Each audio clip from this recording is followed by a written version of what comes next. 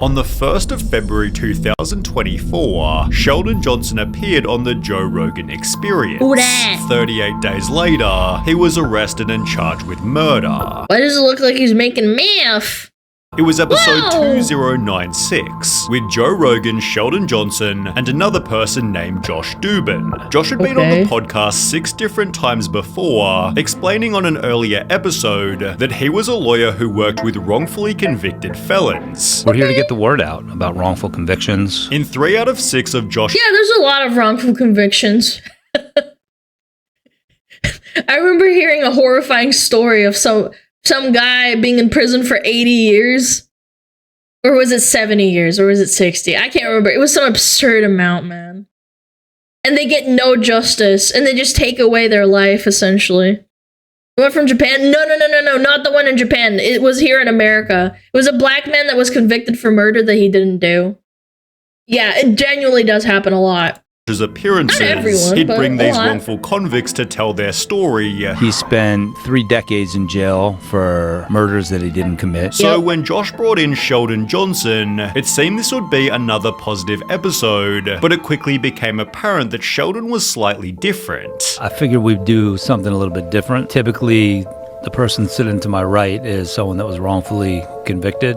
Sheldon is guilty. Sheldon had only just been released from a 25-year prison stint, but Josh had brought him on specifically as an example of someone who'd been given an unfair amount of time, believing Sheldon never deserved his 25 years in prison. Well, you can be the judge of that. Born 1975, Sheldon Johnson grew up in the Martin Luther King Jr. Towers, aka a poverty-stricken housing project in Harlem, New York City. Yeah, I've heard His about entire that, family tree had been in and out of prisons. My father was incarcerated. He did about 15 years. I was incarcerated. Ooh, that you just don't know any better, huh? My grandfather was incarcerated. My great-grandfather was a slave. And my son killed somebody when he was 12 years old. 12? Yeah, it's like a domino effect. It's really sad. It's like a behavioral thing. Sheldon was the only one in his family who had functional hearing. My mother's deaf, my father's deaf, my sister's deaf, my aunt is deaf. I grew up in a deaf household. Therefore,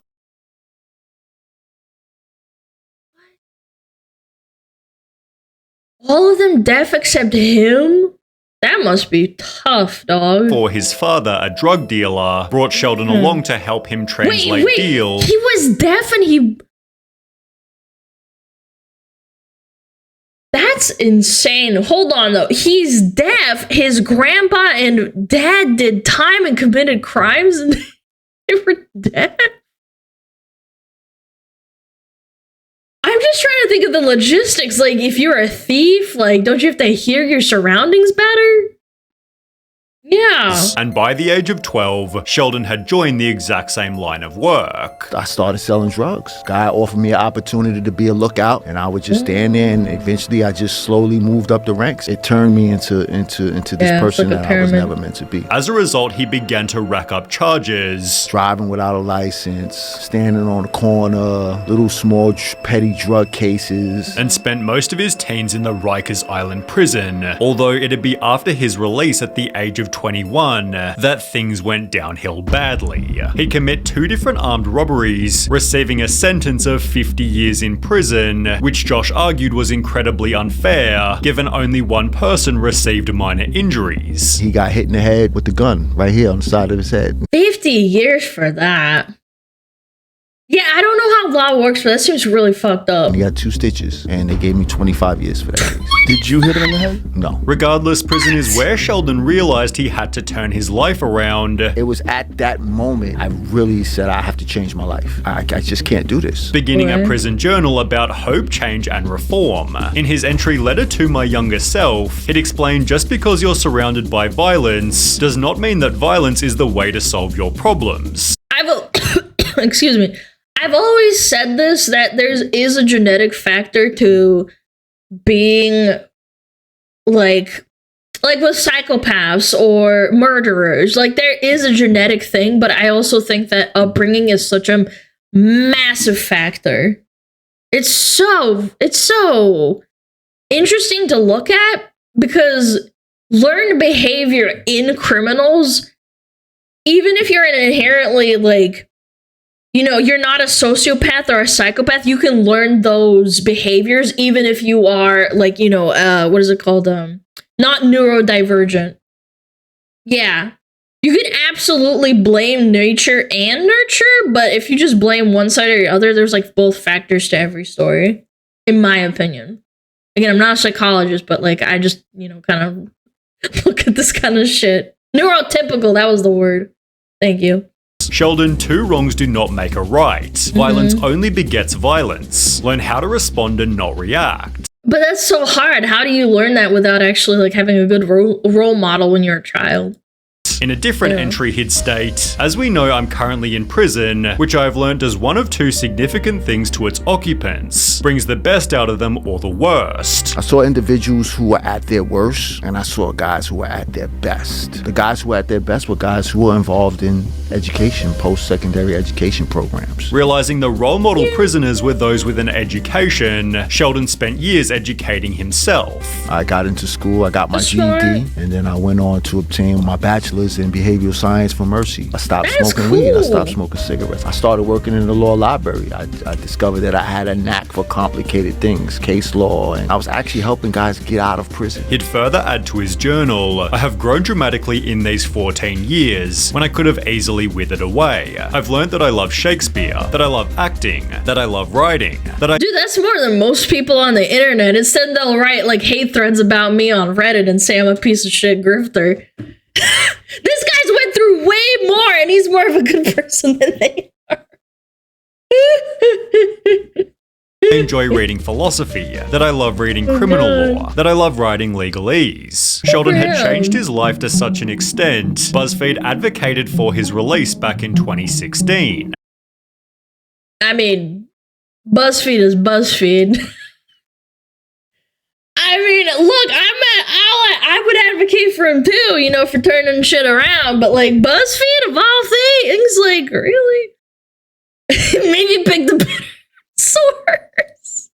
He became a model inmate, said David Roth, the prison social worker. His days were so full that he went to bed exhausted and fell asleep immediately. As a result of his good behavior, Sheldon was released after 25 years of his 50-year sentence, appearing on a podcast called Success After Lockdown, on which he'd implied that he'd never go back to prison. I'm reflecting, I'm saying to myself like, yo, I can't spend the next 50 years like this. When he'd appear on Joe Rogan 1 month later, Sheldon again implied that he wouldn't go back to jail. Individuals who have been shown to acquire associate's degrees and bachelor's degrees are like 92% less likely to return back to prison. With Josh using Sheldon as an example, that change was always possible.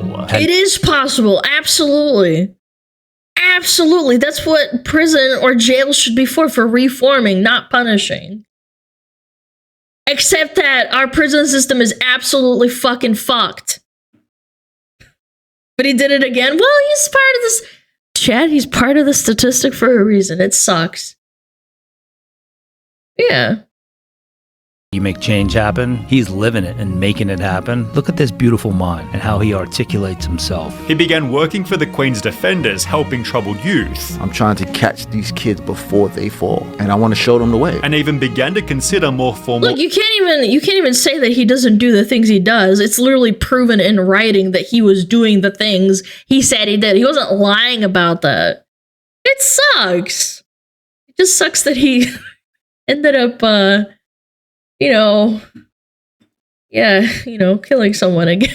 education. Sheldon asked me, should I go to law school before we came here? In the process, expressing his disbelief that he'd turned his life around. I just came from the bowels of hell. 25 years in prison, and now I'm in the sky above the clouds in the heavens, headed to a destination to talk about change and to talk about all of the things that brought me to this place today. Joe Rogan even posted a clip titled, "Sentenced to 50 years, Sheldon Johnson decided to turn his life around." However, Sheldon would make one final important claim. But this is how fast your life can change from just one simple mistake. Okay.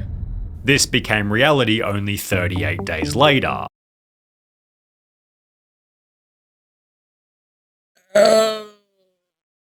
Oopsies. Unfortunate. He claimed that he had turned his life around after spending most of his adult life in prison. In fact, last year, he started working for the Queen's Public Defender's Office. Well, now he is accused of killing a man and then dismembering his Dude, that's fucked. body. Sheldon was What? childhood friends with a man named Colin Small. No, bro, that's evil. That's sad. He butchered some. What about guys? You're missing the point. He was reforming. He didn't do anything, but you know, sometimes just something happens. Look, people can have psychotic breaks. It just depends on where it happens and when it happens. Yeah, I don't know, man. I've seen people who were, you know, ex-drug addicts and then they just turn around and do something really bad. Yeah, psychosis or like a mental breakdown. Yeah, where he was hiding it. You never know. Humans are humans. They're not robots. It sucks. With whom he'd also Betrayal. spent over 10 years in prison. Therefore, upon Sheldon's release, Small was helping Johnson get back on his feet. However, at some point, their friendship took a turn. On the 6th of March 2024, police received a call from a tenant who lived in New York, claiming to have heard 2 gunshots from Colin Small's apartment, as well as a voice begging, "Please don't, I have a family." Police drove over to the flat and knocked on the door, only to find Sheldon Johnson inside, who claimed that Colin Small had apparently gone upstate. Well, police searched the apartment and found half of Colin Small's body, finding He chopped him in half. Alana, you're having a woman moment and getting into a sob story. He's a textbook psycho telling you what you want to hear. So you're telling me Joe Rogan and the other guy that defended people who, you know, had situations where, like, you fucking highlighted that shit so I have to read it. Like, you're so annoying. Are you saying that the people over here, Joe Rogan and this guy who had, who was a lawyer who defended people and got them wrongfully accused, you know, like they were duped? Like, yeah, I'm having a woman moment. I'm just watching the video, man. I'm just watching a video. I understand it. I understand what's happening. It's fucked. People got played. I got played. It's not about being a woman. You're saying in hindsight you would have seen, oh my god, I would have seen that he was a psycho, bro. Like, shut the fuck up, man. You're not a psychic. I'm not being a woman. You're being dumb. the other half back at Sheldon's apartment, in addition to concrete and a Tyvek suit. CCTV outside Colin's apartment showed Sheldon Johnson entering and exiting, trying to conceal his identity with a range of different. Obviously, yes, he probably is a complete sociopath, but that's the thing with sociopaths. You can in hindsight say, oh, this is so bad, like, why didn't we see this coming? Because he's lying. Humans aren't perfect. They can't see through, like, everything. Hindsight is 20/20, exactly. Can people really change? Absolutely, they can. There are many stories like this that don't end with murder. Different disguises. In one of these stills, he's seen wearing the exact same jacket as he was in a photo he took for the Queen's Defenders. Sheldon was therefore arrested and charged with Colin's murder, screaming "I'm innocent" as he was placed into the cop car. Sheldon maintained this innocence all the way to court. Yesterday, Sheldon Johnson pleaded not guilty to the charges. He had quite a few supporters inside the courtroom. As the comments on I wouldn't support him after that. It's just funny to me that they had such a good story. I don't know anything about it, and then it has quite the turn. his episode changed overnight. Imagine being locked up for being wronged by the system for over 25 years, only to prove that the system was right. Amazing. The judge who gave him 50 years must feel pretty smart right now. Yeah. he probably had a good inkling, but you can't really sentence people for armed robbery for 50 years. That's also unjust. I really believed I was gonna die in prison. Well, you're not wrong, buddy. Sheldon's own father stated, "I'm surprised my son was arrested. I was shocked. He learned and studied in prison for 26 years. He is a good man. He was doing work in a law office. There were no problems."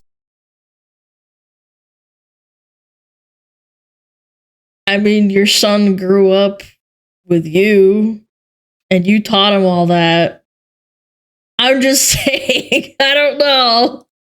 But I doubt nobody was as shocked as A family with a criminal history for literally generations? I don't know. Josh Dubin. He ended Sheldon Johnson's crazy. episode stating, I'm very thoughtful in who I bring on. I think this was one of the best ones yet. but is still yet to talk publicly since Sheldon's new allegations. Joe, on the other hand, talked about it recently. He was guilty before, and we knew he was guilty, but he got 50 years. Right. And then he was talking about he turned his life around this like a month after he was on the podcast. Yeah. Cut some dude's head off. The homie didn't understand new HD security cameras. Yeah, he probably had a psychotic break. Like, let's be realistic.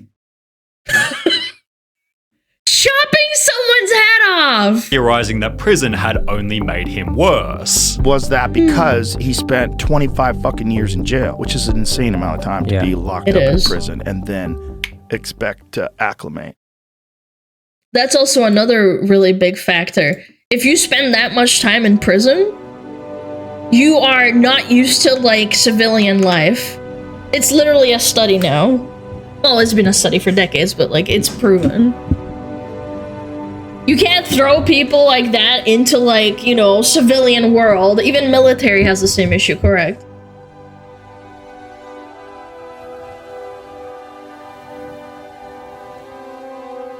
You didn't know he got caught in 4K? I'm flabbergasted. I thought it was like, I don't know, maybe he killed someone on accident or something. Not like chopped his best friend's head off. Sorry, not best friends. His childhood friend's head off. I didn't think it was that bad. I thought maybe, you know, I was like, oh, oops. I killed someone. Yeah, executed and then dismembered him. I thought they were prison buddies. I think it said right here. He was helping him get on his feet or something? Oh yeah, here we go. Small and Johnson were longtime friends, and Small helped Johnson get back on his feet after being released. Yeah. And his childhood friend, too. Like, just cold, merciless, like, you know? Get that sweet Mangekyo Sharingan? Yeah, he watched Naruto and thought it was real. Wild? Yeah, that's not how normal people behave. Like, clearly he was a psychopath or a sociopath. Maybe he was undiagnosed and people just didn't know.